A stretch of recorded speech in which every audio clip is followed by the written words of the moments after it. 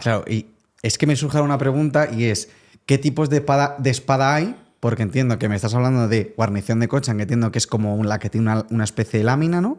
Bueno, tú has visto la típica, la cazoleta si la conoces, la espada de taza si la Sí. conoces. Pues digamos que es una taza que está cortada por la mitad y son como dos conchas, como dos Vale. vieiras enfrentadas. Y Ok. eso es lo que te cubre la mano, que es anterior a la espada de taza. Vale, entonces, por ejemplo, la cuadrada, la que es como una cruz, perdón. Esa es la espada cruciforme, Ok.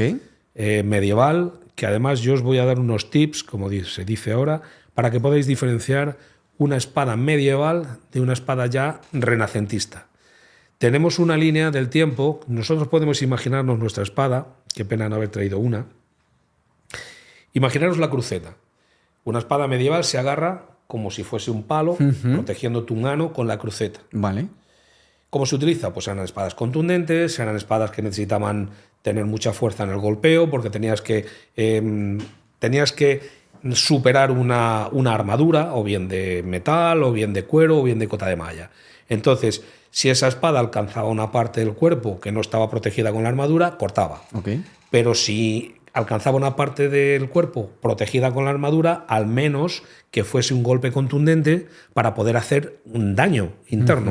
Entonces, por eso las espadas eran como una especie de, pues, como una porra con filo, bueno, simplificando mucho. Vale. Es decir, que con ella tengo que hacerte daño, pero a la fuerza bruta. Sí. Golpeaba más que pinchaba. Golpeaba más que pinchaba, sí. Golpeaba más que pinchaba.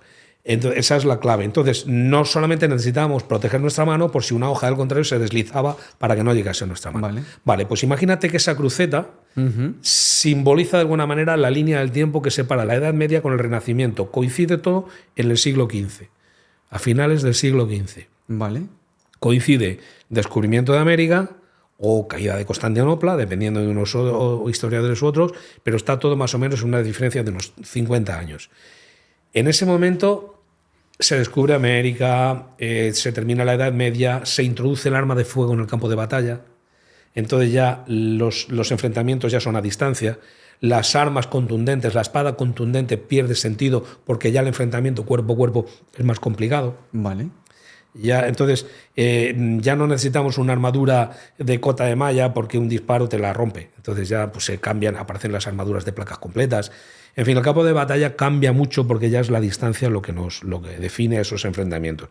¿Qué pasa con las espadas? Siempre ha sido un arma secundaria, pero ahora pasa todavía a ser más secundaria el arma. Entonces, el arma, la espada está ahí de reserva, cuando ya se acaban las balas, cuando las tropas consiguen acercarse. A pulso. Cuando ya hay un enfrentamiento cuerpo a cuerpo, que era raro, porque bueno, se producían, pero digamos que las batallas se decidían a más distancia, precisamente por las armas de fuego. Y entonces ya tenemos una necesidad. Necesitamos ya tener una esgrima de precisión para poder introducir nuestra punta de la hoja por las juntas de las armaduras o de las protecciones que podía tener nuestro contrario.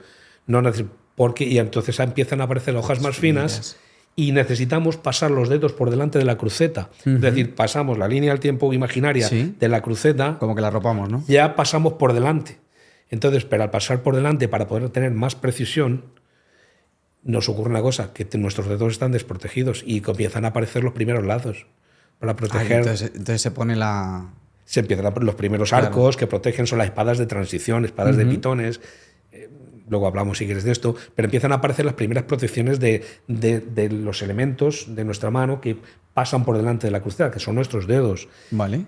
Durante el siglo XVI esa lacería se va complicando cada vez más, hasta que en el siglo XVII ya aparecen las espadas de concha y terminan por la perfección de la espada, que es la de taza, que da una protección completa a la mano, porque las hojas son muy finas, ya es una esgrima de estocada, más que de tajo, es una esgrima estocada, entonces cualquier punta entraría hasta nuestra mano.